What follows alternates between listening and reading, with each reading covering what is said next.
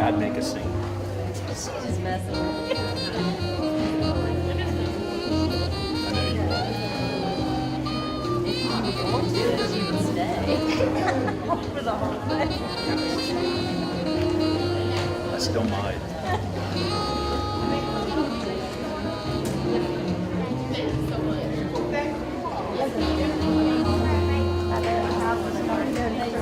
Oh, she did? I never even saw the picture. Chad didn't know. I mean,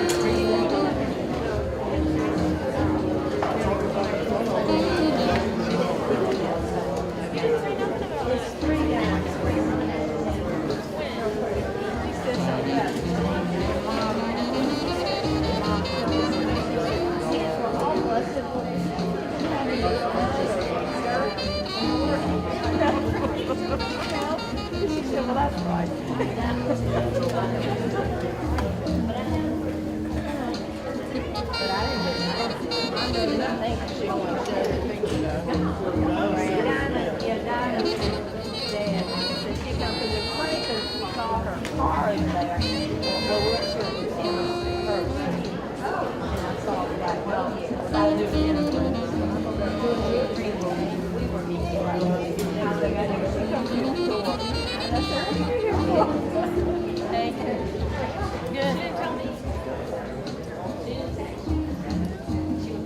Well, she was waiting to tell, she didn't want her mom to see, she wanted to tell certain people who got out. She wanted to tell Grant. Well, I just act like I don't know. No, you can, she knows I'm good.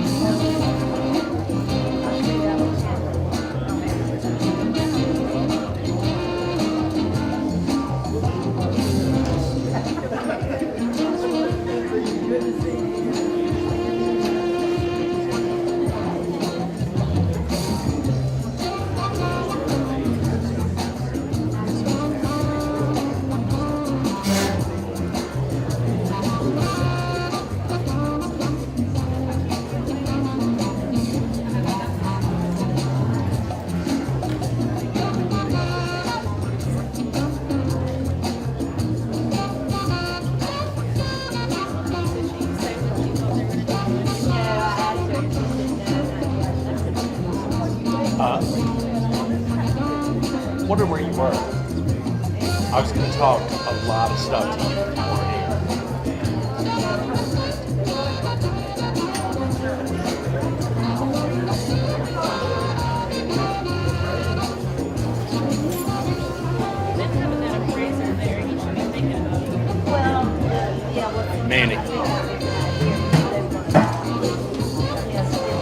sitting up there.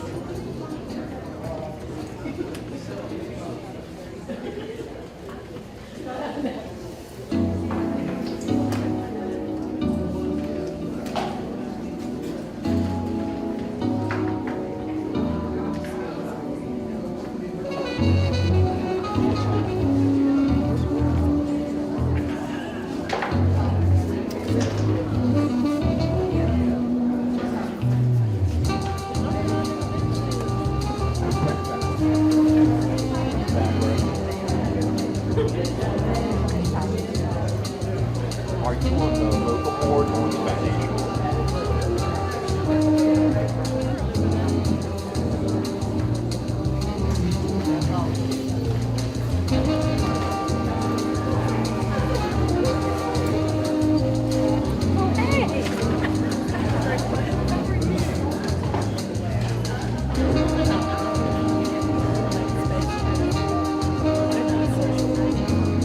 I've got 2 kids already, and I'm loving it.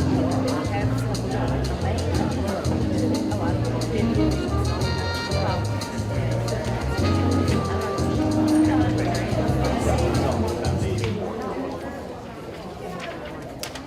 Good evening.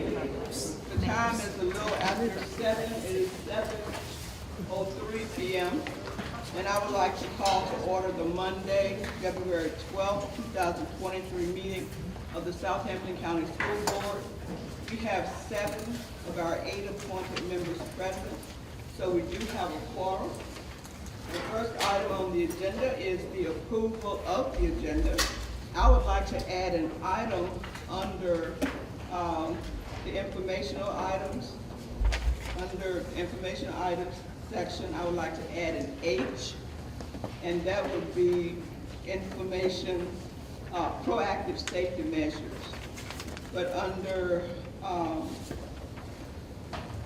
informational items, after calendars and newsletters, please add H, which would be proactive safety measures. Is there another board member who would like to add an item to the agenda? So could we have a motion to approve the agenda as amended? I'll make a motion. We have a motion by Ms. Bradley, a second by Ms. Bunn to approve the agenda as amended.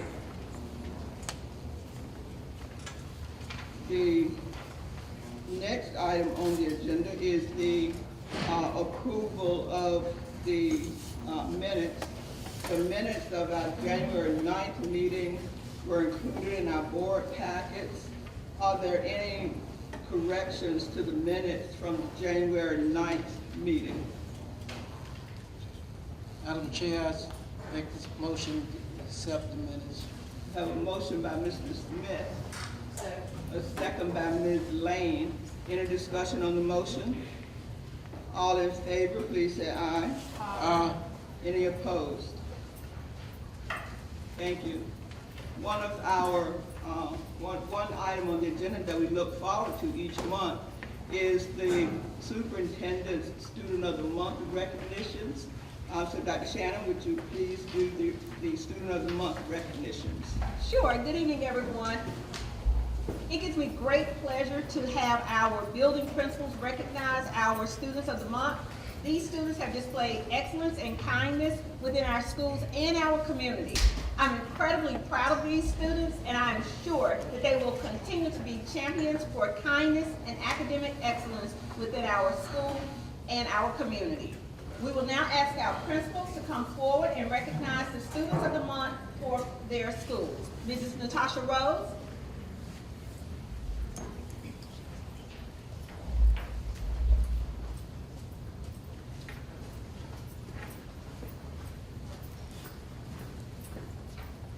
Good evening, everyone. I stand before you to recognize our Students of the Month from Capen Elementary School. First, we have Shia Anderson. Shia is a third grade student who meets all of the board expectations on a daily basis. She is kind, considerate, and compassionate when it comes to her classmates. She completes her work and is eager to learn. She brings an overwhelming feeling of happiness to our classroom. Her smile brightens our day. That is a statement from both of her third grade teachers, Dr. Artis and Ms. Roach. Our next student of the month is Bristol Johnson.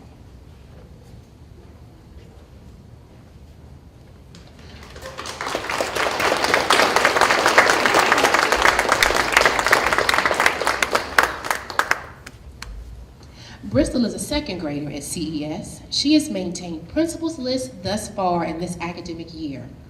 Bristol is polite, kind, and caring. One teacher noted Bristol is always known for having a detailed story to share. I can always count on a daily compliment, which always brightens my day. I would just want to let you know that Bristol is an outstanding young woman. Like I said, no matter if it's a headband, a skirt, a pair of shoes, big or small, Bristol is going to give me a compliment every single day, and I do look forward to those compliments. Bristol Johnson.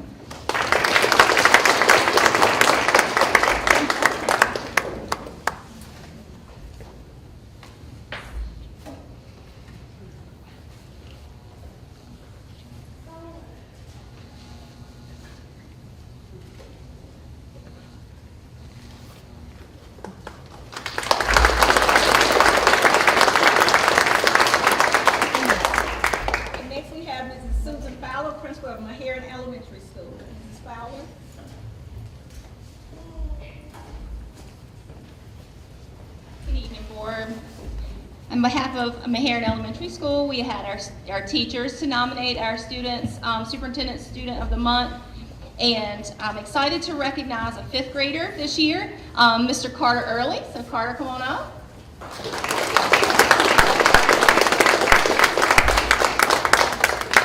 So when I met Carter a couple years ago, coming in, so quiet, so meek, it's kind of hard to get to know Carter a little bit because he doesn't let you in too much. But this year he's definitely blossomed. His teachers have seen a great improvement. He's taken pride in his work, and especially Ms. Geary, a new teacher. She said he's really been inspiring to her as a new teacher at Meharon, and he's just done such a great job. So great job, Carter.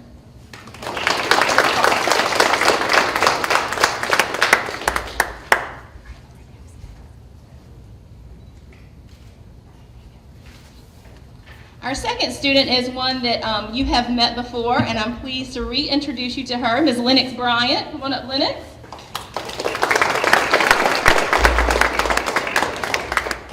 So Lennox was nominated last year when she was in pre-K for being such a phenomenal role model in the class. And when her teacher, Ms. Graham, came to me, she said, I know that she was recognized last year, Ms. Fowler, but please consider her for this year because she works so hard. She's such a great friend, and she just is an inspiring student to her classmates. She's always willing to help, and I could go on and on about the good stuff about Lennox, so you can kind of expect to see her probably every year because she's doing great things, so good job, Lennox.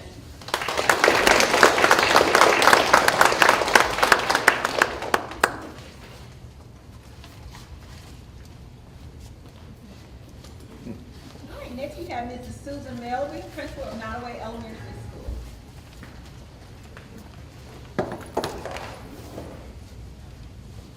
Good evening, everybody. I am going to call up two fifth grade students, and my first one is Lamont Junior Hill, if you'll come on up for me. Now, Junior is who he goes by. Junior is a new student to me at Nottoway in the fifth grade, and we wanted to recognize him because he has transitioned to Nottoway. He has been such a wonderful addition to our fifth grade classroom. He has been kind, he's been helpful, and he fits right in with all of the other Nottoway Cougars. So this award goes to you.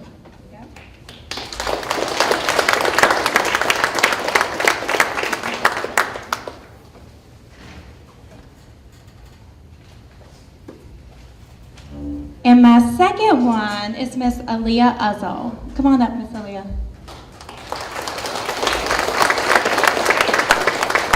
Now, I have had the pleasure of having her ever since pre-K. And ever since pre-K, she has been recognized as Student of the Month every single year, very early on. She is one of the sweetest, kind-hearted students that I have at Nottoway. And it is a shame that I cannot keep her for another year, maybe? Just one more year myself? Okay. But she has always been one of the most role model students that I have at Nottoway, and I couldn't think of a better person to deserve this award, so congratulations.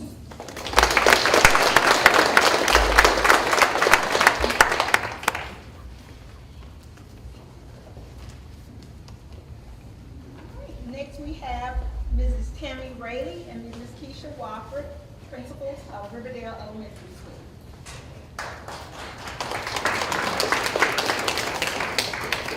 Good evening. Riverdale would like to call up Miss Zion Myrick to the podium, please.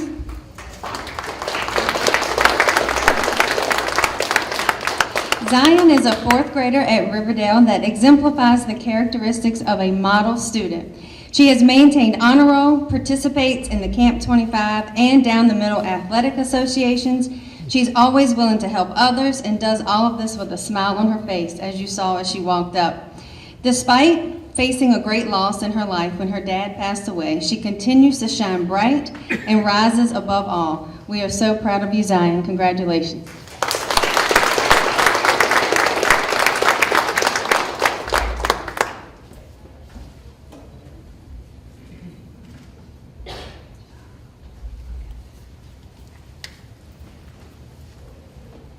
All right, next we have Southampton Middle School, Mr. Mark Barfield, Mr. Billy Jenkins, and Dr. Tanika White.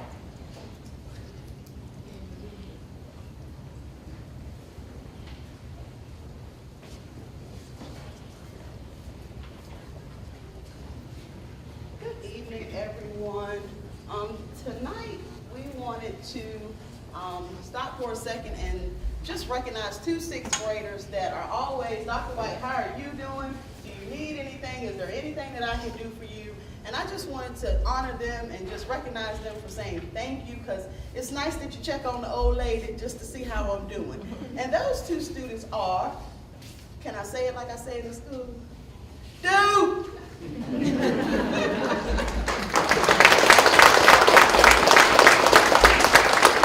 This is Mr. Zach Duke, everyone.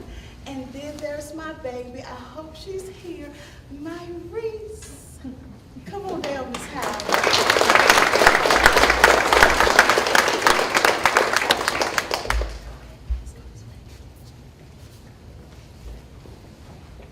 Good evening. For seventh grade this month, we looked on kindness, respect.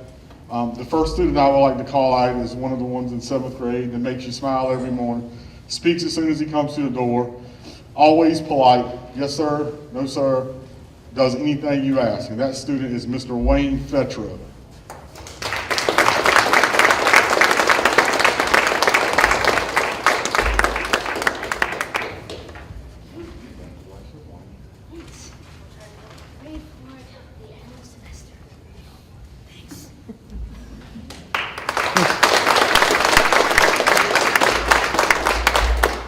Our next student for seventh grade is one that always has a smile.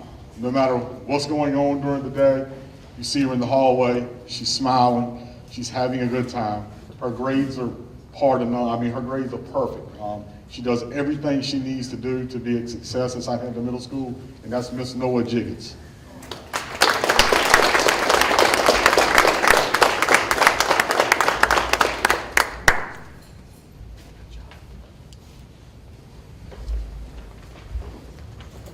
Good evening, everyone. As we come to recognize the class of 2027, those students who will make a great impact on society, tonight I would like to recognize two young individuals who exemplify excellence here in Southampton County at Southampton Middle School. They are athletes as well as they are academically gifted. So my first one, who's always entered the building with a smile, who's on point, is Michaela Kaiser.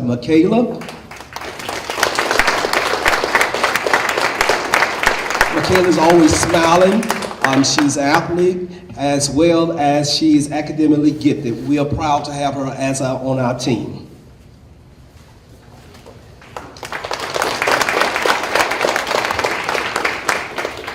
Next one is a young man who is all around as an athlete. He plays junior varsity as well as maintain an AB honor roll, Mr. Kumari Allen, known as Q.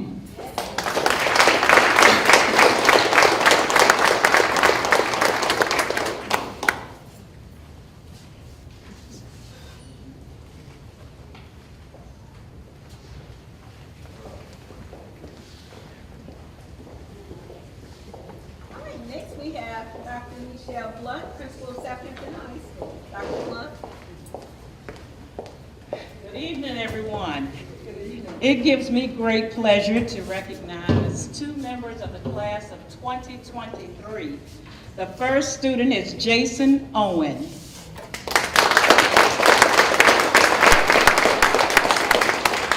Jason is the son of Jennifer Brundle and Kenneth Knight.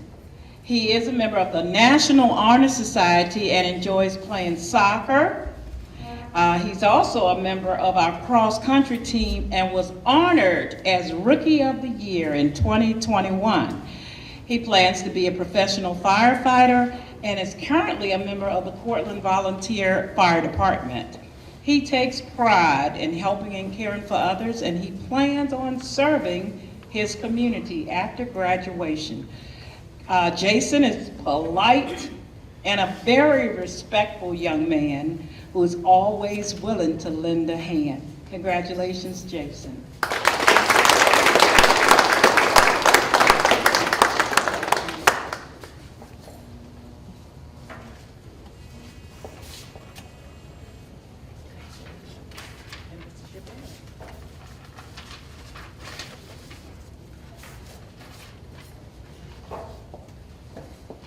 And our second honoree is Miss Reese J. Brock. Yes. Reese is the daughter of Chad and Jill Brock. She's a member of Beta, the National Honor Society, the Quiz Bowl team, and she's president of the Southampton chapter of FFA, Future Farmers of America, where she competes on the livestock judging team. She's also a member of our softball team, and she plays outfield, which means she has an arm. Reese works on weekends and holidays at Oaks Veterinary Clinic in Smithville and volunteers with SPCA. Her current GPA is 4.6, and she will earn her associate's degree from Camp Community College and plans to go to Virginia Tech. Go Hokies. She will major in dairy science, and after graduation, receiving her bachelor's degree, she will go to Virginia Maryland College of Veterinary Medicine at Virginia Tech with an emphasis in large animal veterinary science. Congratulations, Reese.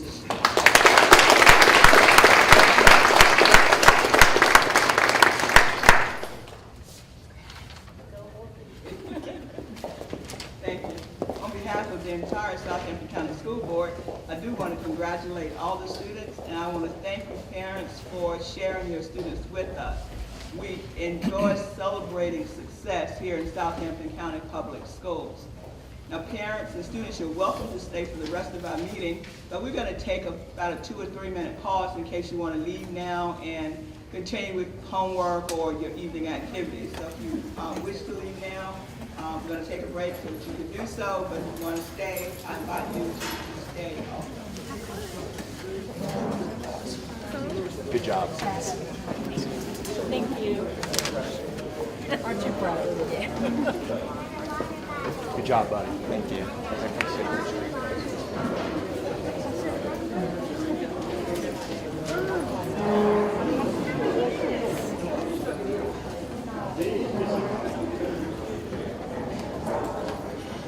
want to do your homework?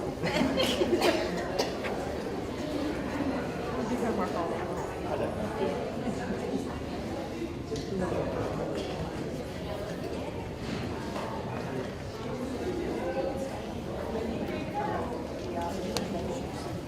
Yeah.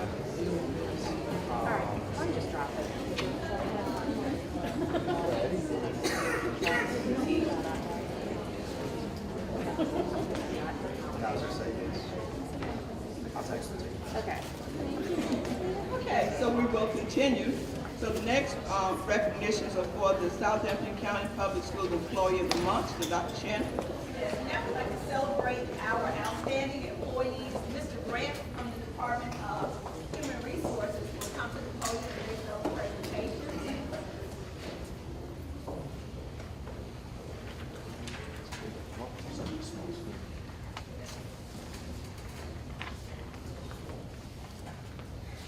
Good evening, everyone. Last month, we had the pleasure of recognizing some of our educators, staff members that we put before our children every day that does an outstanding job, and we had the time to thank them for a job well done.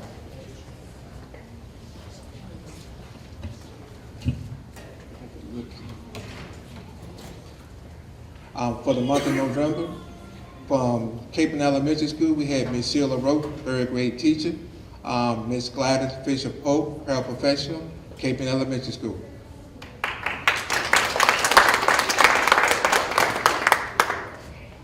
From Mahern Elementary School, we had Ms. Sandra Lindsay, pre-K teacher, and Ms. Patty Watkinson, paraprofessional. From Nolleway Elementary School, we had Ms. Kaylee Haywood, fourth grade teacher, and Ms. Margot Skeet, cafeteria assistant manager. From Riverdale Elementary School, we had Ms. Melissa Mabry, second grade teacher, and Ms. Gabrielle Endovich, paraprofessional. Southampton Middle School, we had Mr. Algier Nichols, technology teacher, and we had Dr. Anita Lewis, ISI facilitator. And from Southampton High School, we had Ms. Jessica Bank, English teacher, and Ms. Sherry Lupton, secretary. In auxiliary service and transportation, we had Mr. Milton Clark, maintenance, and Ms. Shamika Saxton, car driver. Food services, Ms. Kim Joyner. And from the central office, we had Dr. Tanya Taylor, director of special education, along with Ms. Jamie Harold, for payroll and benefit specialist. And principal of the month, Ms. Natasha Rose, for Cape and Elementary School. And that was the month of November, and then we went on to also celebrate the month of December. Back from Cape and Elementary School, we had Ms. Katie Thompson, reading specialist, and Ms. Cynthia Pippin, paraprofessional.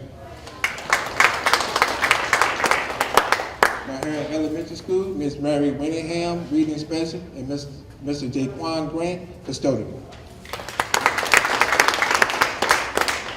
Nottaway Elementary School, we had Ms. Stacy Tinton, third grade teacher, and Ms. Kim Walker Lee, school counselor.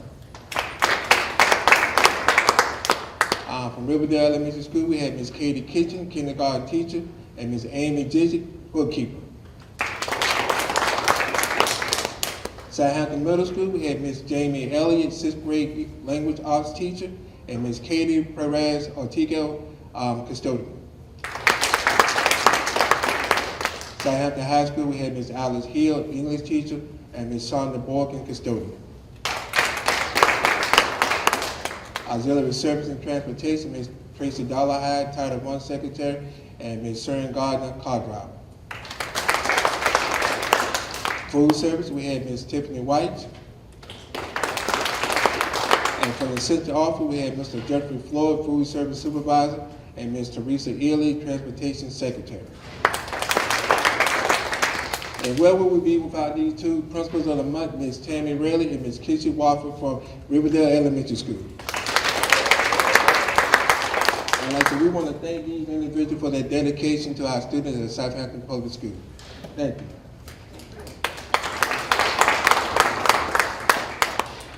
We certainly appreciate the hard work of all our staff members. As the theme says, that Southampton County Public Schools is making learning magical, meaning it's meaningful, adventurous, genuine, innovative, creative, authentic, and legendary. So we thank all the staff for making learning magical here in Southampton County Public Schools. We have several recognitions. The governor has proclaimed February as School Board Appreciation Month, School Board Clerk Appreciation Month, and National School Counseling Week, and Career and Technical Education Month. Dr. Shannon, you want to elaborate? Sure. So for School Board Appreciation, we would like to recognize our amazing school board members. We have Ms. Deborah Hicks, who has certificates that she will pass out to each of our school board members. Our school board members work extremely hard to try to set policies for our school division. They also take into account the needs and the considerations of our students and our staff, as well as the opinions of our community members. So I do thank all of our school board members for the hard work that they have done and the work that they continue to do as they lead in this capacity. So thank you all so much. Thank you. And move on to Yes. Next, we have School Board Clerk Appreciation, and Ms. Artist is our Deputy Clerk for the Southampton County School Board, and I don't know where I've been without Ms. Artist. Actually, she missed last month.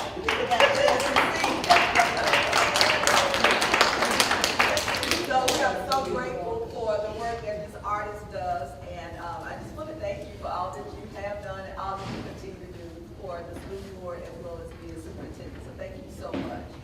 And next is the National School Counseling Week, and that was the week of February the 6th through the 10th. And you know, schools, we must have great counselors. I mean, we have to have great counselors for all that is going on in the world today. And I'm just ecstatic about the counselors that we do have. We have Ms. Wendy Simmons, Ms. Katisha Davis, Kim Walker-Lee, Mr. William Whitehurst, and Ann Gray. We have Ms. Janine Parker, Ms. Millie Gardner, Ms. Sonia Davis, who is a social worker, but she also serves in the capacity of a counselor, Dr. Carolyn Thomas, Ms. Ashley Card, and Ms. Amanda Ingram. And I tell you, with that team of counselors that we have, it's not much that they cannot address when it comes to the needs of our students. So I'm excited about our counselors. We do have a psychologist as well as another social worker on staff, and they all work collectively to do what is best for our students. So thank you all so much, counselors. I don't think we said enough, but we really, really do appreciate you all. Thank you. And last, we have Career and Technical Education Month. I saw Mr. Brock out there because we recognize Reese, his daughter, and all the great work that Reese has done and her plans for the future in veterinary science. But with CTE, you know, oftentimes people think as CTE as being an aside or a lesser than when it comes to career choices. But we have a robust CTE department, and I'm extremely proud of the things that our staff are doing. We have added classes to the curricula. This year we have a student who has passed the FAA certification test to become a drone pilot. And so we are really, really excited about, you know, those types of things that are taking place. We added pharmacy tech, we've added the CNA program. We have so many other programs that we partner with Camp Community College for as well in the areas of CTE. And in CTE, you can make a pretty good living, you know. So we're excited about just the career and technical education curriculum, as well as the staff that we have who actually provide the solid instruction to our students every day. So thank you all so much, all of you who work alongside the CTE department. Thank you. And you, on behalf of the board, I do want to thank the principals and the schools for the gifts that you gave us for School Board Appreciation Month. We certainly appreciate your recognizing us and for supporting us and for showing that you support us through the gifts that you've given us. We certainly appreciate those gifts. You make us feel valued and appreciated. We do not have any matters from previous meetings, so now we're going to move into the public comment period of our meeting. Although Virginia law does not require us to hold a public comment period, the Southampton County School Board chooses to do so because we believe it is important for us to hear from our community members. The Southampton County School Board values public participation, and we recognize the importance of receiving public input on issues affecting the education of our children. The public comment period is a time for citizens and residents to express their views in order to inform the Southampton County School Board. Therefore, please do not expect board members to respond to comments or to answer questions during the public comment period. We also ask that you respectfully follow the following guidelines. Members of the community who wish to speak during the public comment period need to sign up to do so before the meeting starts. The sign-up sheet was in the lobby prior to the meeting. The time limit for each individual to speak is 3 minutes. The time limit has been created so that as many members of the public as possible who wish to speak can do so, while still allowing sufficient time for the board to conduct other necessary business. We do have a visible timer so that we can be cognizant of the time available. Speakers are asked not to discuss specific employees or students. Speakers may not yield their time to others. Speakers should address their comments to the board and not to the superintendent or other audience members. And we ask audience members to refrain from comments and demonstrations such as booing, hissing, or clapping. So I'll now call up the speakers in the order in which they signed in. So the first speaker is Megan Riddick.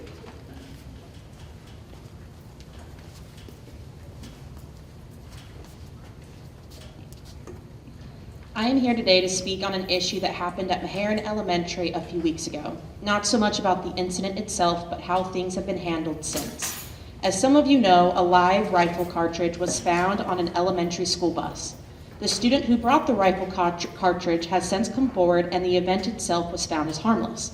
School officials would like to pretend this was an isolated incident within our schools, but not even a week later, another incident involving weapons and threats happened, not only again at Meharon, but also Capron Elementary. So I am here pushing for a reevaluation of our crisis protocol. I reached out to the principal of Meharon Elementary the day after the cartridge was found and had a great conversation. She answered as many questions as possible, but told me that my concerns of how things were handled are more so a question for the school board office to address. I was encouraged to reach out to the superintendent. I called 15 times over 2 weeks and left almost just as many voicemails to the superintendent's office with no response. After 2 weeks of being frustrated and ignored, I drove myself to the school board office this past Tuesday. At first, I wasn't even permitted entrance into the building, and it wasn't until insisting I would not leave until speaking with someone that someone came to speak with me, Mr. Green and Ms. Hicks. I explained my frustration, at which they comforted me and that they were hoping to find answers and resolution. I told them I still would like to speak with the superintendent and gave them my 4 questions that I wanted answered. The next day, I received a phone call stating that the superintendent would like to meet with me, and I thought, finally. She knows my questions, she knows why I'm here, and we can finally start working on this problem. You can imagine my surprise when quickly into the meeting I was met with hostility. My 4 questions were as follows. How many students were put on the bus after the live cartridge was found? Was the school itself searched? What has been done since this event to make sure we are more prepared for crisis? My fourth question was in regards to something I reported to the principal during our meeting, addressing the fact that a child in my child's class had said that they better watch out because they had a gun in their backpack. I was not asked any follow-up questions, names, or anything, just told to tell my child to report it if she heard it again. After going over my questions multiple times in this meeting without any real answers, Dr. Shannon interrupted and asked what was the point of my interrogation. I responded that I didn't feel my 4 questions were interrogative, but that if this conversation was going to become combative, that I was going to lead. Her response was for me to do so. At bare minimum, the police department should have been called right away, not an hour later. The bus should have been stopped exactly where it was, and no other child should have been allowed to enter the bus after the threat was identified. The school should have been searched, and the fact that they originally thought the bullet itself came from the high school or middle, those schools should have been searched as well. It is not that the county is doing nothing, but that there is still so much more that needs to be fixed. We as parents are just looking for a willingness to work with us and not ignore or disrespect us. Thank you. The next speaker is Tia Cyphers.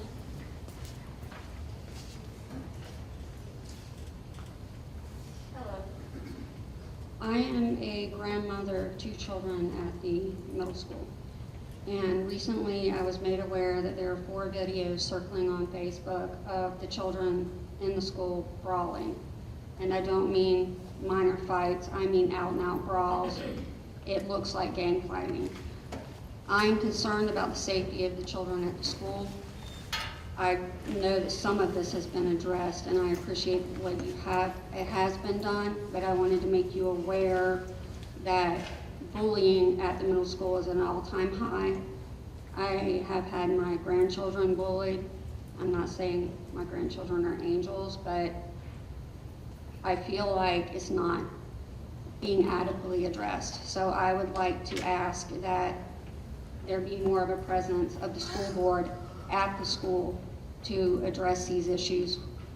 And thank you for your time. The next speaker is Kathy Dunlow.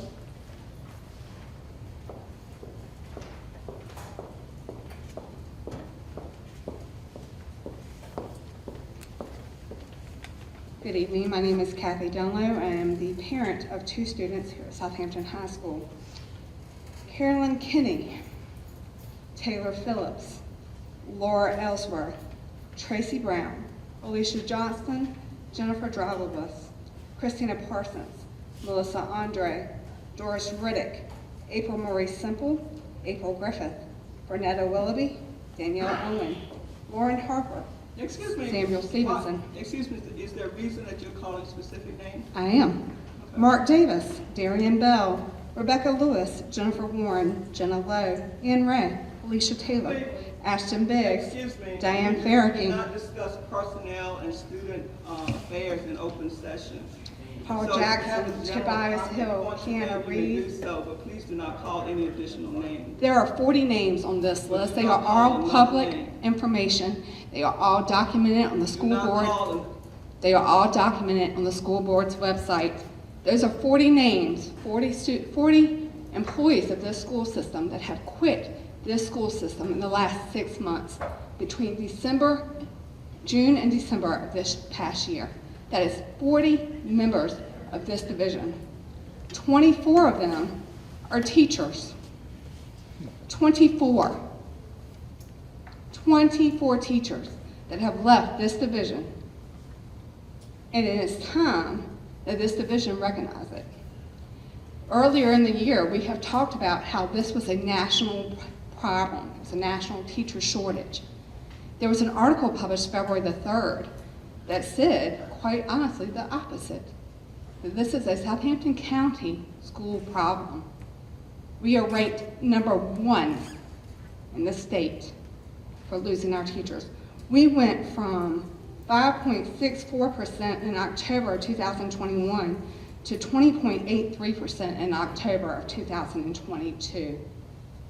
What I'm asking of you this evening is, what is it that you're doing to retain and to keep the staff in the school? The school board policy and the school board statement of philosophy reads, it is the school board's legal responsibility to provide a fair access to an education for every child, and it is their responsibility to seek and ensure respect for the dignity of each child, a learning environment that encourages the healthy growth and development of each individual must be free from conflict, threats, or conflict or danger and undue disruption. The philosophy focuses on the behavior. However, it rings true in this situation, as the school board is responsible to provide fair and access to an education for every child. Without these teachers, how are you accomplishing your philosophy and your responsibility? It's time to address the elephant in the room. It's time to have the backing of our teachers. It's time to show them respect. It's time to give them anything that they need, whether it's an affirmation, whatever the pay, whatever. But it's time to do it.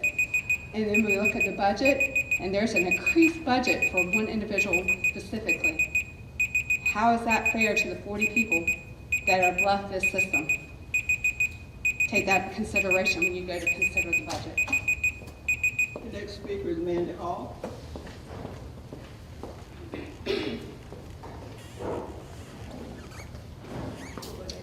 Good evening. Tonight I have a few questions for you. Number one, can you help us understand how the division used the no-loss funding, also known as the enrollment loss funds, and how that was different than the CARES Act and ESSER funds and expenditures? The total amount received was over $800,000 at the end of 21 and over $440,000 at the end of 22. So this money designated by the state was supposed to help us make up for the funding not received because of the drop in enrollment. So it's just important for the community, as you asked for feedback from us on the budget, it's important for us to understand how this money was used. Number two, can you please explain why the board is not compliant when it comes to providing agenda item packets to the public? According to the Virginia Code, a copy of the proposed agenda and all agenda packets and all materials furnished to the members of the board for a meeting are supposed to be made available to the public for inspection at the same time the documents are furnished to the members of the board. So that means when the agenda for this meeting is posted, like it was Friday night or Saturday, the list of bills to be paid that you all vote on should be an attachment with the board packet. It's the law. It's the number one step in obtaining transparency, but this board just doesn't do it. So next month, we expect to see, when you post the agenda, all agenda item packets, including the list of bills to be paid. Number three, has this board demanded to see the School Safety Audit Committee reports? These school safety audits are required every year for each school and are supposed to be reviewed by an independent safety audit committee, different than the crisis management team. The committee is supposed to make recommendations to the superintendent, who is then supposed to bring these recommendations to the school board. Is this happening? With the increase in behavior issues and violent outbursts at several of our schools, it should be a high priority to ensure the safety of each student is maximized. Number four, are you aware that from 2021 to 2022, the teacher vacancy rate in Southampton County increased by 370%? 370%. And as Ms. Kathy mentioned, that we were highest in the rate of vacancies, the highest in the state in 2022. Have you asked why? Have you asked the people, in HR? We have 2 people in the head of HR right now. Have you asked them what their retention plan is? Have you asked them what their recruitment plan is? Have you asked what the retention strategies that you can personally do as a board? How can you implement these? I see that you approved a retention bonus in November for these teachers. Have you told them about it? And in the minutes from the December closed session, you approved purchasing security machines and a medical mobile clinic. Why was that in closed session? And what is that? I think the community should know about it. And how do they fit into the budget? Were they in the budget? Thank you. We hope to see answers to these questions in the form of policy updates and written publications. The next speaker is Mary Williams.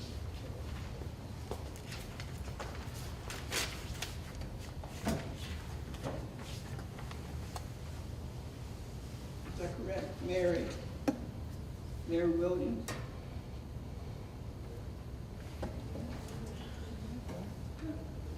But then I would like to thank all the persons who addressed the board tonight. The next item on the agenda is the financial report and payment of bills. Dr. Shannon. Ms. Carr, who directed the finance, to the podium.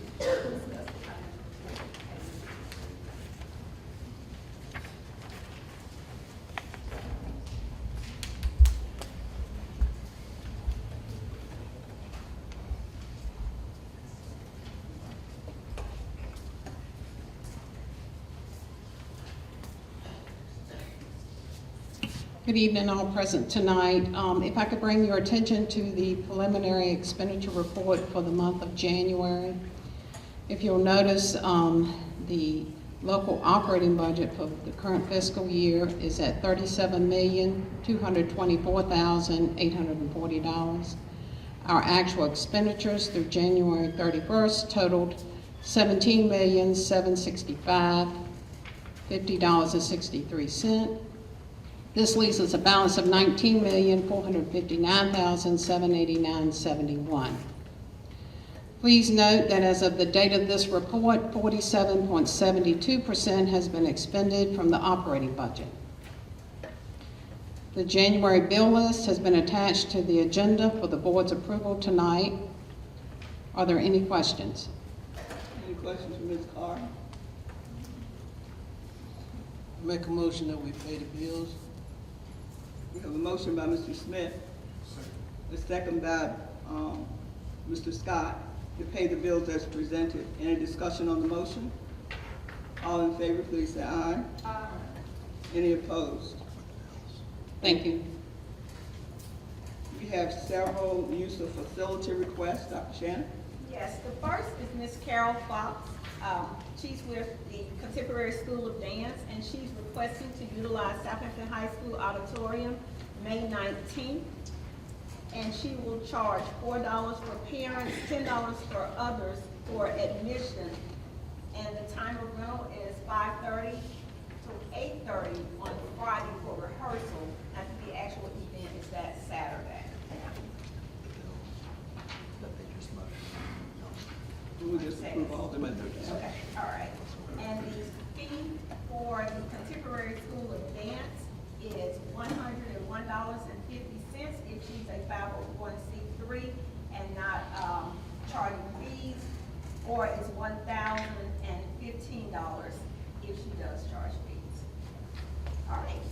The next one is Mr. Kashif Carter. He is with Portland Hornets Incorporated. He's requesting to use the auxiliary field of Southampton High School from July 9th, 2023 through October the 31st of 2023. He will utilize the field Tuesday, Wednesday, and Thursday from 5 until 7 o'clock. His program is one of the feeder programs for our athletics, and he is requesting a fee waiver. His fee will be Zero. yes, because of the fee waiver and because his program is a feeder into our athletic program. Next, we have Mr. James Cook. Mr. James Cook is with the Nuisance Athletic Association. He's requesting to utilize Maharan Elementary School from March 1st, 2023 until October 1st, 2023. He wants to use the baseball practice field there 3 days per week from 5 until 7 o'clock p.m. Again, his program is one of our feeder athletic programs, and we do appreciate that. And he's also requesting a fee waiver.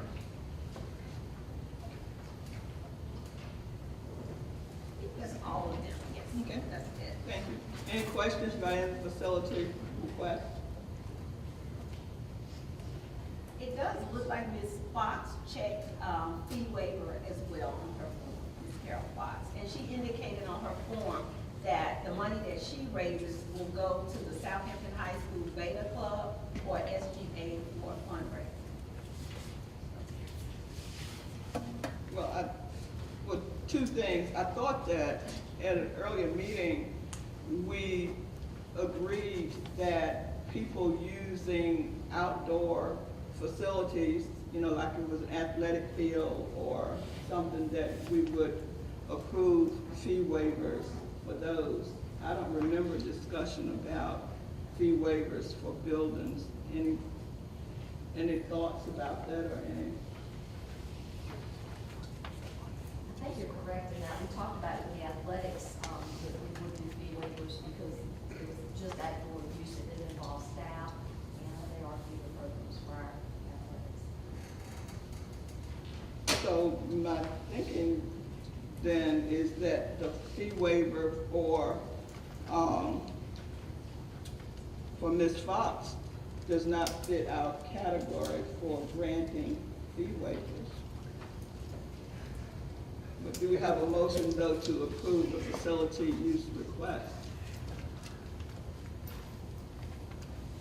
If she was talking about donating the money, Yes, but, so if she charges the fee, then that money comes back to. What she has here is that all parent fees will go to support, female volunteers for Southampton High School Beta or SGA for fundraising. She said it's usually about $1,000 that she donates, to the school. And she put the other money charged pays for lighting and sound and stage crew. Because she has to hire, I think she put here, she's gonna hire Will Hart to do her sound and Coda for lighting. Okay, how much is her fee? How much is her fee? Oh, if she's a 501c3, then it would be $101.50. If she's not 501c3, it's $1,015.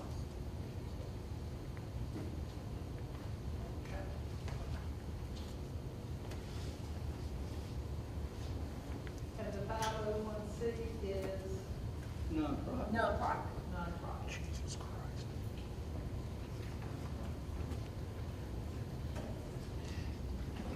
Any further discussion?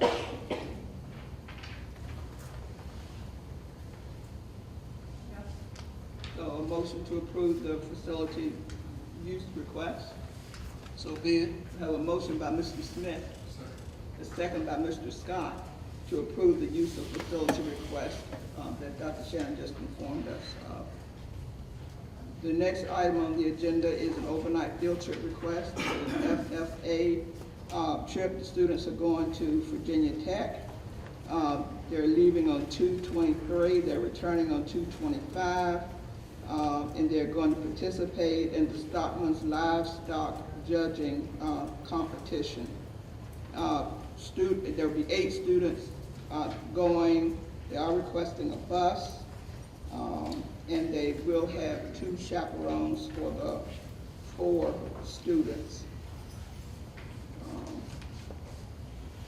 Any questions about the facility request? Chair, Yes. do we carry that motion? Oh, I'm sorry. For the, going back to the facility use request, I forgot. So we do have a motion and a second. All in favor, please say aye. Aye. Any opposed? Thank you. So now we're on to the overnight field trip request. I make a motion to approve. We have a motion by Ms. Vaughn, a second by Ms. Reynolds. Any discussion on the motion? All in favor, please say aye. Aye. Any opposed? Thank you.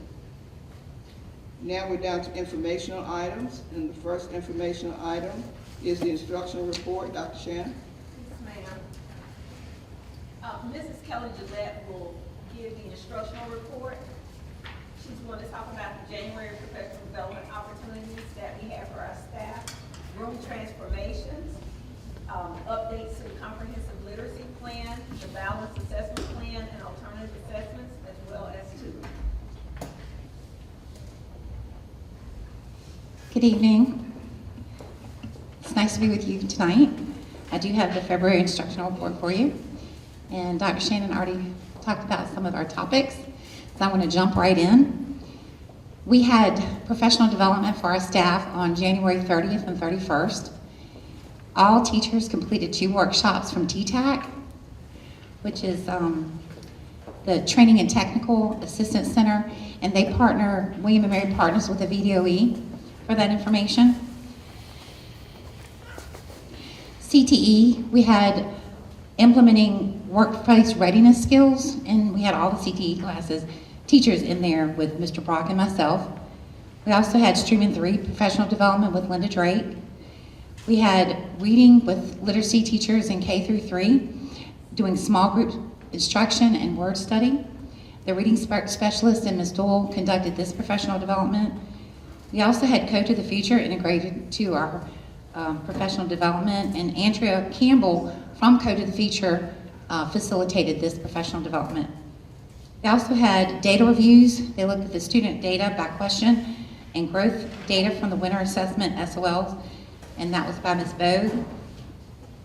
Professional development had their own professional development with review of compliance, assessment, and related services. That was Dr. Taylor and her team. Also, we had mystery science, which is lesson plans for science, and we asked teachers to review the lessons and see how they thought they could use those in their classrooms. They're all aligned with the VDOE standards. We also had 2 optional PDs for teachers. It was analysis of student growth, assessment from Performance Matters, and also a workshop on creating custom coding. We look at tutoring. The principals develop a comprehensive tutoring plan. It outlines the personnel, logistics, cost, and the structure in their tutoring program. This plan is live. It's subject to change based on student data, analyzing it throughout the semester based on the student needs. The approximate cost of this would be about $50,000. And in their plans, you'll see that we have the criteria of students scoring below 60% on the second 9-week benchmark and students scoring 0 growth or below on the VDOE winter growth assessments. Those students will be recommended. The staff will look at data from their common assessments, their PALS data, the MAP data, academic performance, and teacher recommendations, also parent recommendations. And also, if they see a trend, if a student did poorly the year before in that content and continues not to excel, then those students will also be recommended. A parent letter will be sent home with the recommendation. We'll request daily attendance from the students. Teachers will encourage the students to attend, and as long as the rest of the staff as well. And transportation will be provided for each student. Looking at the content and curriculum, we'll look at the VDOE curriculum framework. We'll have explicit and systematic instruction based on individual student need. And again, we'll look at the data, including the student data by question from the VDOE growth assessments. And as you know, as always, teachers will adjust according to the needs of their students in planning, instruction, the resources and materials needed. One of our most popular professional developments in August was room transformations. Ms. Melby did an excellent job in August presenting this. She had lots of different examples to show, and we encouraged the staff to make their rooms magical, make learning magical. So we wanted to share a few of these. You can see the construction theme, where students wore plastic construction hats. We had orange cones, and they were placed around the room, and students were able to measure and calculate the perimeter and area of each shape. They also had glow room, where students wore glow hats, bracelets, necklaces, while they worked with highlighters and solved different problems. And we just had some from each one of the elementary schools. You can see the menu here. The room was transferred into a restaurant. And also with 4th grade, they used recipes for their text and their text features. Not away here, you'll see around the world room, where they did different countries. And then Riverdale had a sight word safari. I think the teachers had just as much fun with that too. As we discussed, you saw earlier when we talked about the data, you'll see the student detail by question, and the curriculum department did do this data analysis, and they have it by growth, by question difficulty. We highlighted questions that were incorrect in each strand, and we filtered by class, individual teachers and students. So we presented the data to principals either on Monday and Tuesday, and we'll continue to do that. Actually, we have two principals tomorrow. I know we've talked about the comprehensive literacy plan in the past, but just a quick update. We continue to revise the comprehensive reading plan, and we've just recently had our first meeting with the secondary teachers to look at revamping the plan with them as well. And lastly, we have the balanced assessment plan. Our plans are complete for our grades 3 science and history, our grade 5 writing, and our grade 6 and 7 U.S. history. So Ms. Dole and Ms. Bogue are both meeting with these teams of teachers, elementary and secondary, to make sure that we have in place all of the scoring and rubrics needed for these completed plans. And that is the report for this month. Do you have any questions? Any questions? Thank you. Thank you. The next item is the maintenance and operation. Mr. Mel is on his way to the podium to talk to the board about some of the progress that our maintenance, operations, and transportation department has made this month. We do still have it, I think. Joey and I did a little. Yeah, you usually come next, and I forgot, so.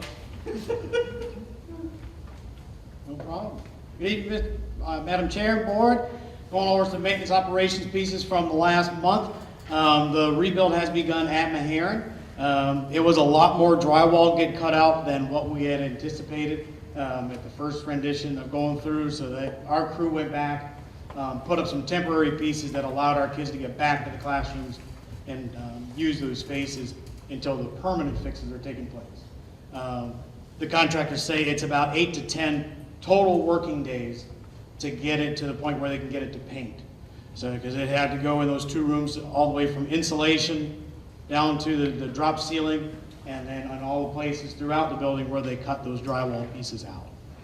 So it is 8 to 10 full working days, and we're progressing on that. We did have some floor scrubbers to ease up on our custodians' workloads. We put in some floor scrubbers in our buildings. The first set that are here they're 18 inches wide, and they go through and it eliminates our custodians having to mop. So they don't have to take out that bucket of water. It is a machine, and it goes back, it scrubs the floor and sucks up the water all in one motion. We do have some ride-on scrubbers to buff the bigger areas throughout our buildings. They are on order and should be arriving here soon. The library reconditioning is in process. They have started to move items around. Nothing has been removed yet. The containment of the area is still there, but they are prepping it and getting it ready to get it through with with the protocol. That's the word I was looking for. Protocol by McKee Company following their orders.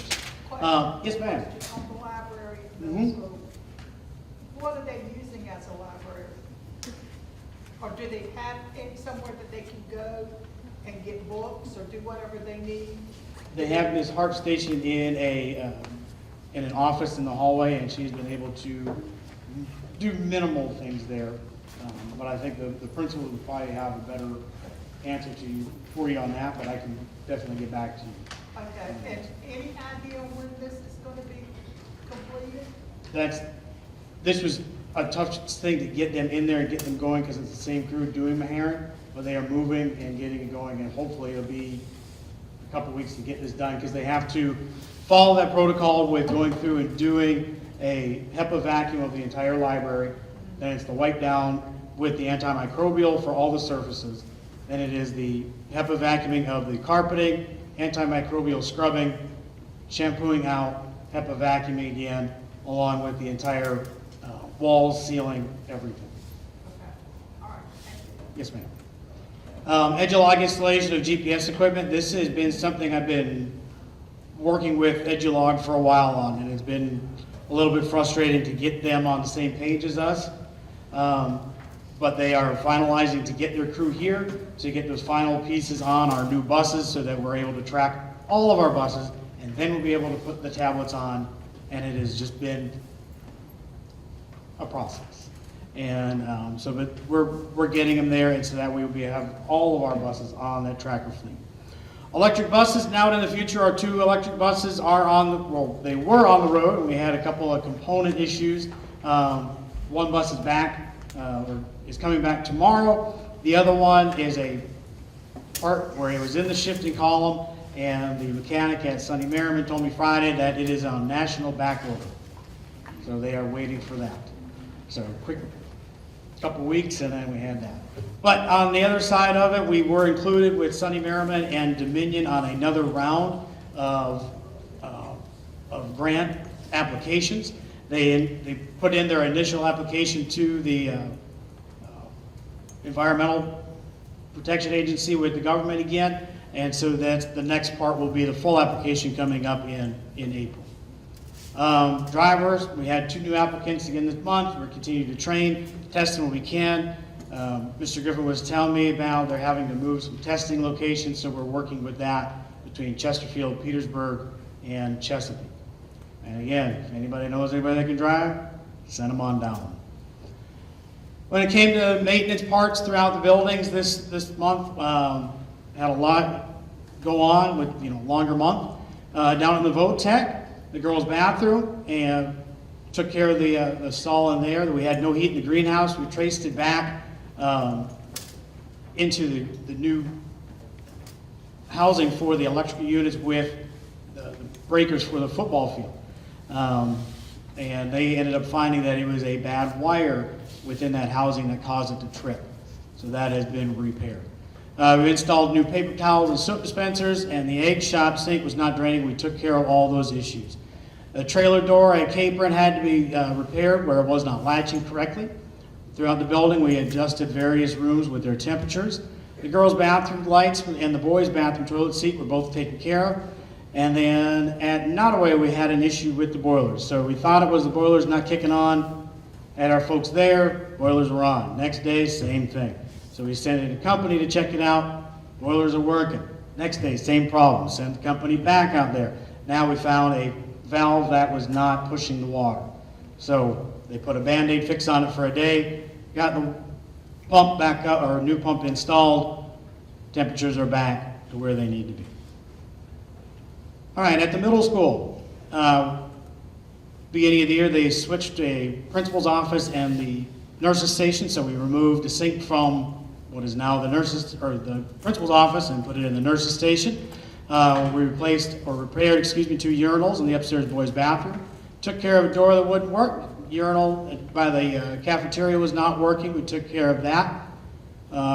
Here at the high school, room 313 was cold. It ended up being the entire hallway was cooling down. We reset the unit, took care of that. We replaced a broken door handle, and on an interior classroom and also on an exterior latch was repaired. Soap dispensers, I got this one twice. This was kind of funny to me. The soap dispenser needed to be replaced. So I happened to be here, went and looked at it. The soap just needed to be replaced. The dispenser was fine. Dropped it down, replaced the soap, all was good. So hall 6 and 7 was warm, made controls adjustment on that. The bulletin boards were installed, ceiling tiles were replaced, and my favorite one of the entire month is after last month's board meeting, I noticed that a bunch of these lights were out. I went through, I was checking breakers, I went up, I pulled light bulbs out, I couldn't figure it out for the life of me. I asked Coach Mason, I said, hey, where's the light switch for this? And he said, right over here. We walked over there, flipped the switch, lights are on. So instead of having to do 160 feet of lighting, which I found out there are four-foot bulbs every 4 feet up there. So instead of having to replace 160 bulbs, Coach Mason hit the switch, we were good to go. All right, any questions? Thank you. Item B was the budget update. You know that we are working on the school board budget. The members of the school board budget committee are Mr. Smith, Ms. Bunn, and Mr. Scott. And Mr. Smith chairs the school board budget committee. So Mr. Smith, any comments? And then Ms. Carr comments about the budget. We continue to wait on the General Assembly to get the budgets there. Some of those figures are coming in, but we are working pretty diligently on that.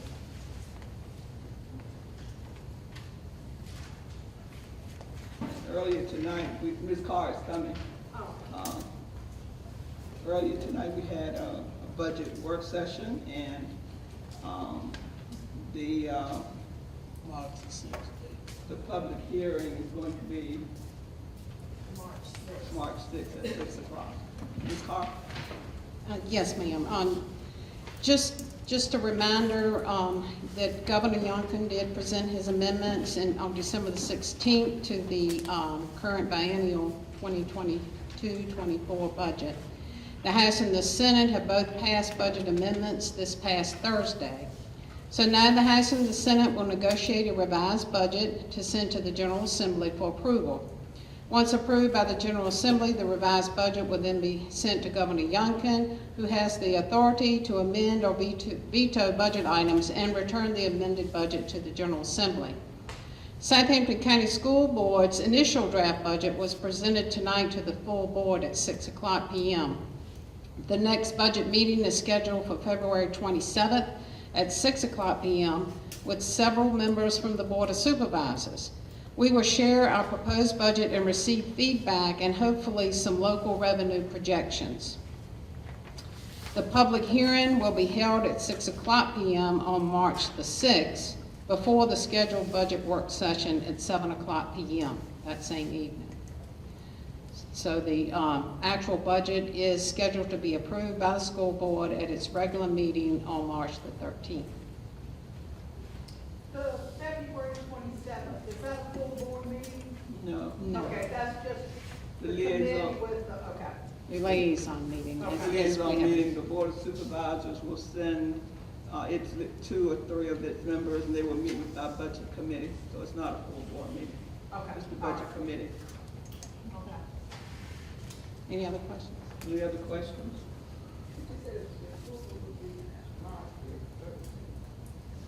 The public hearing is March the 6th at 6:00, and then we're going to have a school board work session at 7 on March the 6th.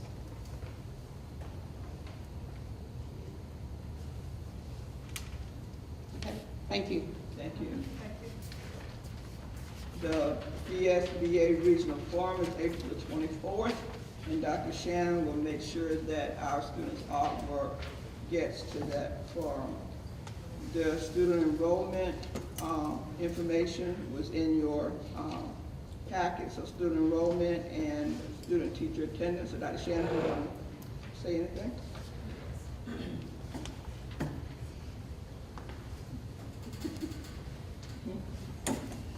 Nope, it's next. All right, so looking at our student enrollment, the student enrollment for the month of January, which is in February, is 2,404 students. And when you include our preschool special education students as well, we have 2,561 students. The attendance winners for this month are Meharon in both categories. Meharon won the Student Attendance Award with 94.22%, and Meharon also won the Teacher Attendance Award with 96.730%. So congratulations to Meharon. Meharon also won both categories last month as well. So yes. Calendars and newsletters were included in your board packet. Please review those and, of course, attend functions and events whenever possible. Of course, we are concerned about our student and staff safety. We want to make sure that we provide an environment that's conducive to student learning and employee productivity. So I did ask to add to the agenda for tonight the proactive safety measures that are taking place. So Dr. Shannon, you want to elaborate? Sure. Mr. Charity is our supervisor for safety and security. So Mr. Charity is going to start the presentations. We do have principals that stay back so they can talk specifically about what's occurring at their school. I would like for Riverdale to be able to go first right after you, because we've got one principal who has to get on the road for a recruiting event. But our school division is definitely taking proactive measures to keep our students safe. And, you know, it appears to be working. I mean, thus far, it is working. We are finding things as need be, and we are immediately addressing those incidents. And many incidents have been averted, you know, and a lot of things are averted because we do have those metal detectors there, and students are walking through the metal detectors every morning. So, Mr. Charity? Good afternoon, Madam Chairperson, Superintendent, public. We have our division initiatives. Safety for all is our #1 priority. We have regular communication between myself, the division superintendent, the leadership team, which includes the principals and the staff that you see over here, excuse me, and myself. We maintain a good working relationship with the Southampton County Sheriff's Office. Sheriff White is here tonight.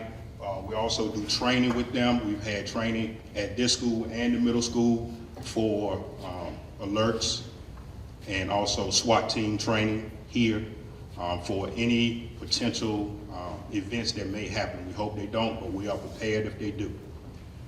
The school resource officer assigned to the high school and the middle school, they also conduct training and meet with the tactical team that is run by Captain Griffin, I do believe, and excuse me, they are prepared to go solo or as a team if there's a problem here at the school. The security officers that are employed, we have 6 of them, have completed all mandated training through DCGS. Each school has a crisis management team, emergency response plan, and is followed by staff. We monitor and update and navigate 360, which I am responsible for every school, every staff member. Down to the drills, fire drills within the whole division. So anytime that a fire drill is conducted or there is an emergency, it automatically comes to my phone, and therefore I'm in communication with the superintendent or whoever needs to be as far as the sheriff is concerned or any SROs.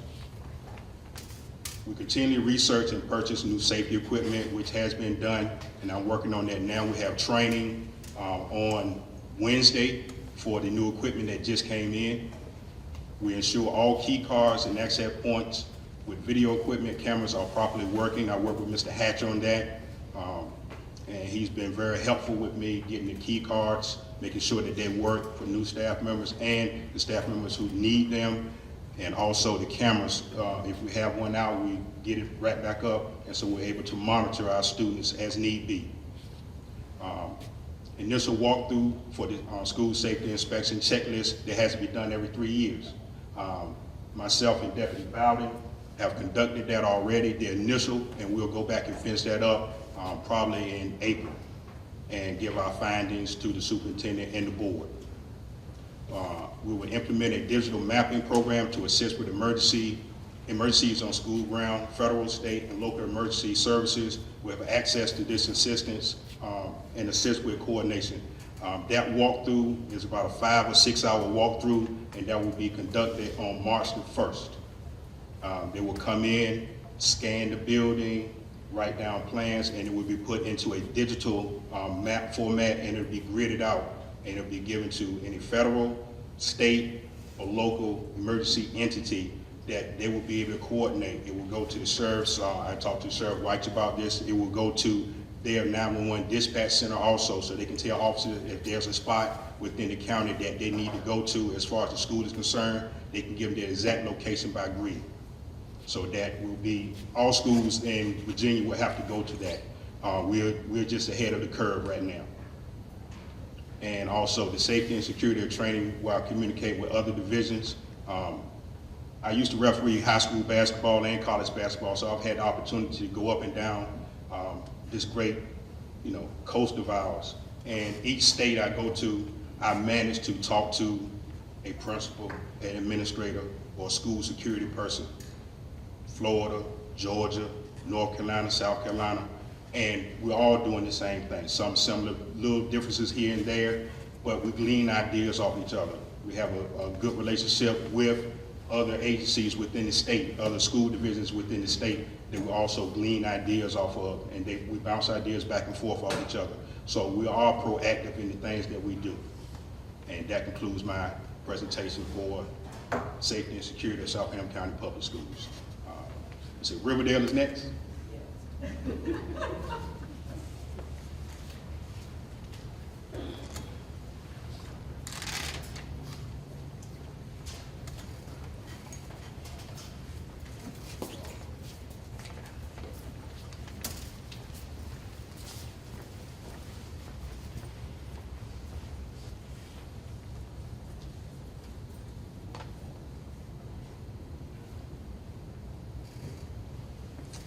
All right, so at Riverdale Elementary School, our doors remain locked.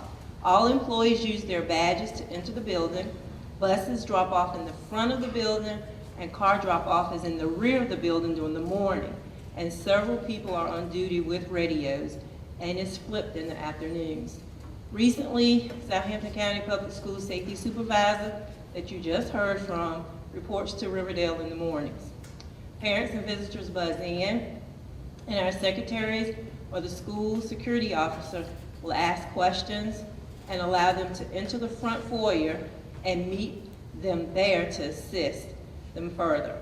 Visitors inside and outside contractors also receive visitors passes, and it is announced that they are in our building to alert our staff, and everyone signs in when they come and they sign out when they leave. Mr. Whitehurst is our guidance counselor. He walks the buildings. I'm sorry, wait a minute. He walks the buildings and he checks into the front office to keep us up on what's going on. Our school security officer sits in the front foyer. He has a desk there in the front. He checks and escorts all of our visitors to their scheduled destinations. He also walks the building inside and out for periodic checks. We do our monthly drills, fire drills, and lockdown drills using our guidelines as far as the Navigate 360 app that Mr. Charity just spoke on. We follow up with any suspicious activity that's reported. Teachers review safety rules for inside and outside of the building, being aware of their surroundings at all times. If they see something that they're not sure of, they definitely let us know in a timely manner. During special programs, every visitor enters and exits using the entrance closest to the gym and is screened with a handheld metal detector by our school security officer. Security cameras are in place to view as needed, and students are not released to anyone until Power School is checked for approval, persons on the pickup list, and we do ask for identification if we are unaware of who the persons are. Thank you.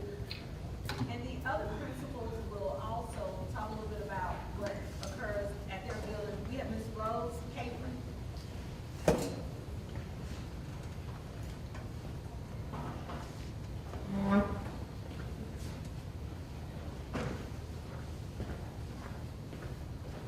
Good evening again. Similar to what is happening at Riverdale, I will say we have similar procedures in place.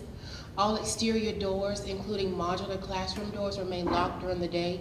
They can only be accessed with a key, who I have, the classroom teachers, and our SSO, Mr. Cooper. All visitors must enter through the front door using the doorbell system.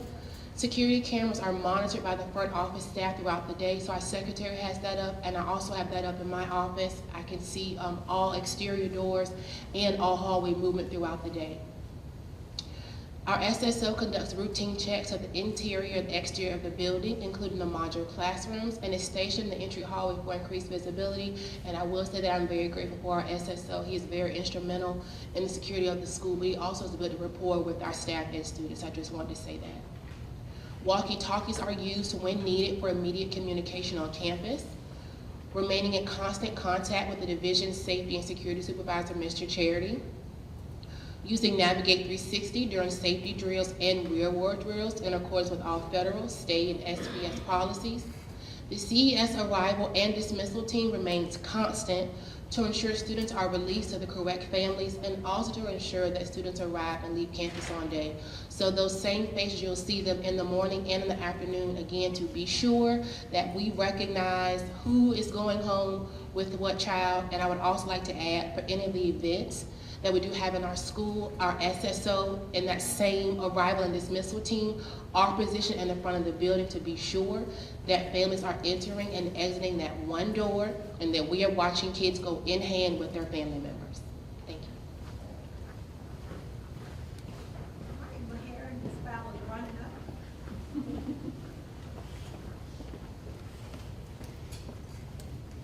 Good evening. Likewise, my colleagues at the elementary school, you'll hear some of this the same from us. Our doors do remain locked and secure throughout the day. Staff, we use badges to enter in the 3 different areas that we have badges from: the playground, the bus port, and the front door. We do have a side entrance in the red hall. Visitors use the bell in their intercom system.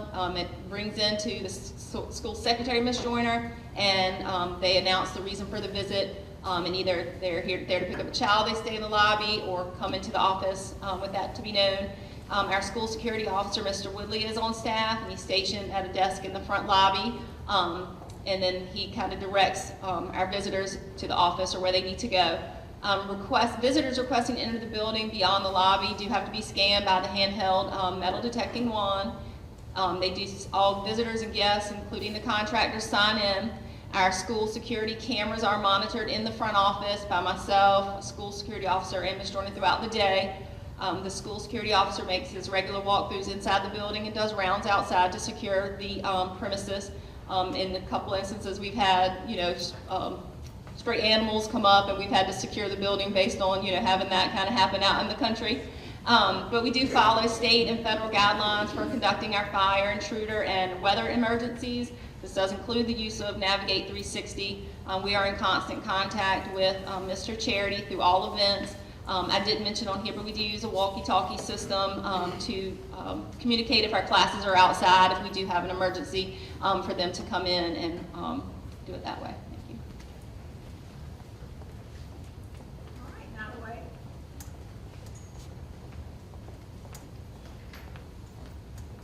Good evening again. We conduct all safety drills using the guidelines of Southampton County Public Schools as well as state and federal requirements. We also use our Navigate 360 system, and we make sure that all of our teachers are using it as well. Administration and the front office will monitor all visitors using the doorbell system to enter in the building. That is their only entrance point. All other doors, exterior doors, remain locked throughout the day. Staff members can enter in and out of the building either using the door buzz system or using their school-issued ID badges. All visitors wear a bright yellow tag when they enter into Nottoway building. Then they also need to sign in as well.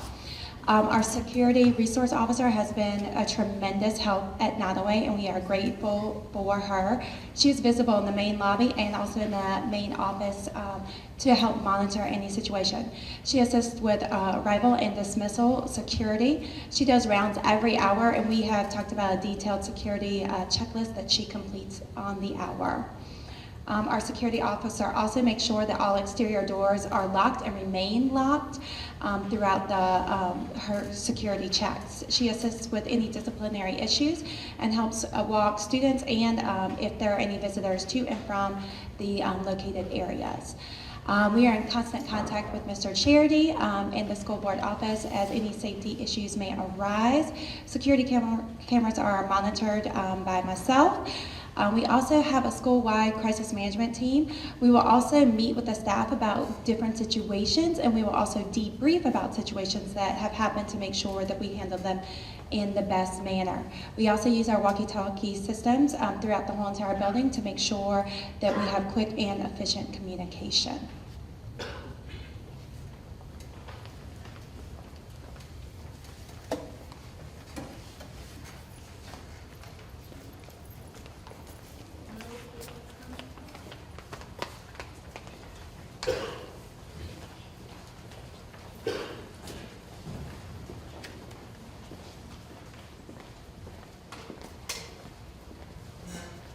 Good evening again.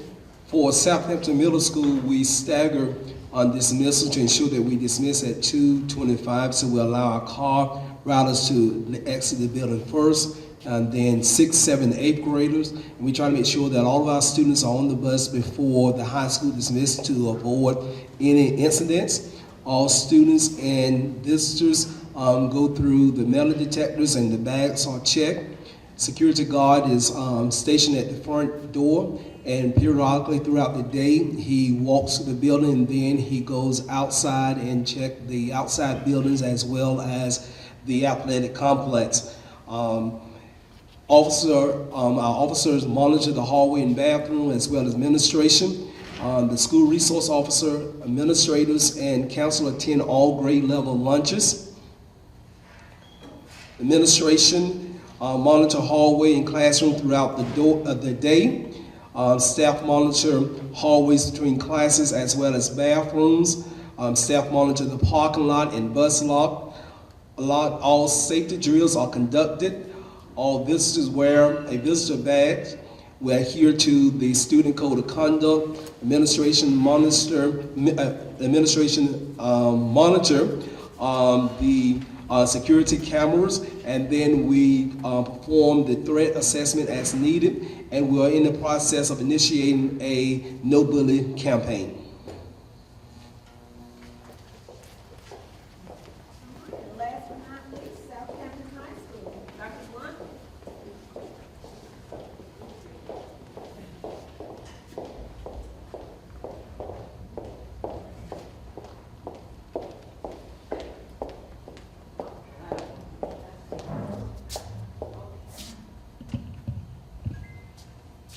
I'd like to share with you our safety protocols, practices, and priorities.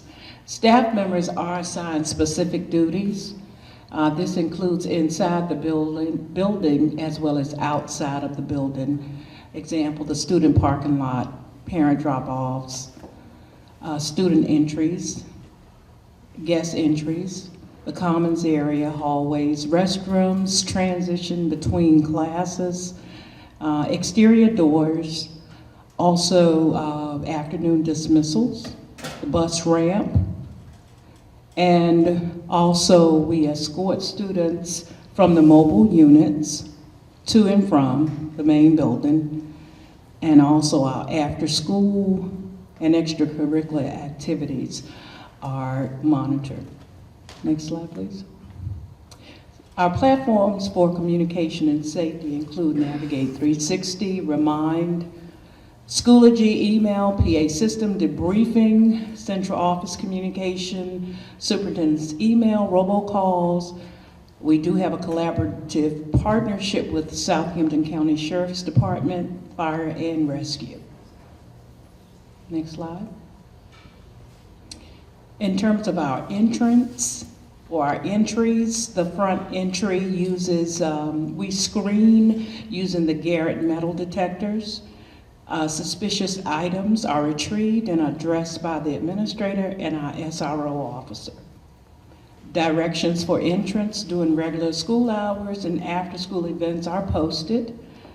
We utilize a camera and the audio feature associated with the camera, the buzzer, and our security officer, Hall, help to identify our visitors and the purpose of their visit. Visitors must sign in, and Security Officer Hall facilitates this for us. In her absence, our office staff facilitates this. Students with early release present notes upon their arrival to school for verification and parent approval. We do have a crisis team, and the team is familiar with their assignments. The staff is aware of the crisis team's composition, the location of our command center, and they are familiar with the protocol and procedures that we follow in the event of a crisis. We do have emergency supplies, and a medic center has been secured in the event we do have to exit the building. Or if we have to remain, we still have emergency supplies in place. There is an alternate route, and the use of Southampton Middle School has been established. Student release and parent pickup is facilitated by our guidance team, and Navigate 360 is facilitated by Mr. Charity. Now, this is in case of a crisis. Next slide. If you see something, say something. We have strategically placed walkie-talkies throughout the building. Safety is taught during lab classes. The custodial team adds additional measures to support safety. They ensure that doorways and unoccupied areas of the building are secure. Security equipment is monitored for proper functioning, and if there is a need to update or add or repair, replace, Mr. Melby is contacted. Staff are directed to lock doors during instructional time, and we have limited movement throughout the building. Color-coded passes are used by students and staff. In terms of extracurricular activities, we do have police officer present at activities and events. This is facilitated by our athletic director, Mr. Mason. Mr. Charity facilitates the use of security officers, and I provide updates and safety concerns with the officers or to the officers. Again, exterior safety measures. Teachers explain the emergency routes and what should occur during an evacuation or lockdown. Designated areas are assigned for accountability. Parking spaces are assigned to student drivers. Decals are required to be displayed in vehicles. Routine checks are conducted by the administration and our SRO officer. We do document to ensure that we are safe and prepared.